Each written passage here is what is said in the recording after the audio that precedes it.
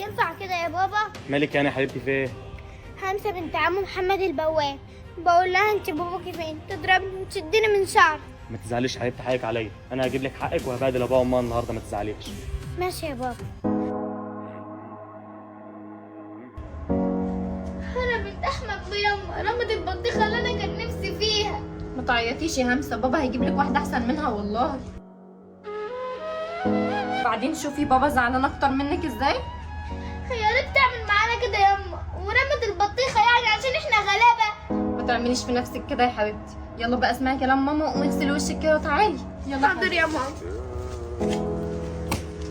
وبعدين يا محمد في اللي احنا فيه ده يا محمد، بقى بنت عيله صغيره قد ولادنا تيجي تهزقنا وتعمل فينا كده. هنعمل ايه بس يا آية؟ هو انا يعني عاجبني اللي بيحصل ده؟ طب وايه اللي جابرنا على كده؟ تعالى نمشي من هنا. وهنروح فين بس؟ ارض الله واسعه يا محمد. حد لاقي شغل اليومين دول يا آية؟ خلينا قاعدين يا آية بدل ما نترمى في الشارع. حاضر يا محمد اللي تقول عليه، بس علشان خاطري ما تزعلش نفسك كده. الحمد لله. عملنا لنا اكل النهارده على الغدا. احمد بيه، طب سلام دلوقتي يا دينا. ينفع اللي بيحصل فينا ده يا احمد بيه؟